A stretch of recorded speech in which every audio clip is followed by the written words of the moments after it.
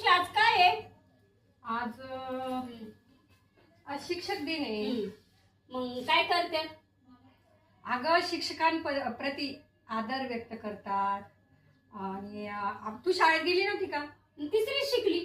तिसरी शिकली. हा. म्हणजे शाळा तर माहिती आहे बा तुला. हा. मग तुला पहिलीला, दुसरीला, तिसरीला कोण शिक्षक होते आठवतं तुला? आता पूर्वी एकच शिक्षक, आता माझ्या काळात पण आहे ना एकच शिक्षक आम्हाला 7वी पर्यंत असायचे. तर आम्हाला तेव्हा बाई शिक्षकांना बाई म्हटलं जायचं आणि शिक्षकांना गुरुजी म्हटलं जायचं. तर आमच्या बाई आहे ना इतक्या मस्त शिस्तीच्या होत्या, इतक्या कडक होत्या, छान. पण माळू पण तेवढ्याच होत्या. आणि त्यांनी जे काही त्यावेळेस जे संस्कार रुजवले ना माझ्यावर, म्हणजे आता पुस्तकी ज्ञान तर सोडच, पण शिक्षक हे अनेक गोष्टी रुजवत असतात विद्यार्थ्यांमध्ये. तर त्यांनी त्या काय म्हणायच्या, कपडा फाटका असू दे अंगावर पण स्वच्छ असला पाहिजे. मला स्वच्छतेचं त्या काळापासून डोक्यात बिंबलेले. तर अजून पण मला स्वच्छता, तुला तर माहिती मला स्वच्छता किती प्रिय आहे.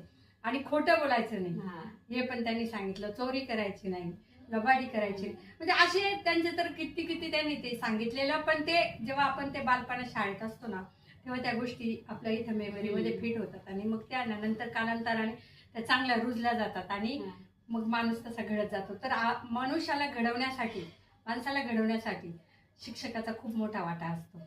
आणि आईनंतर आपला दुसरा गुरु कोण असतो? शिक्षक.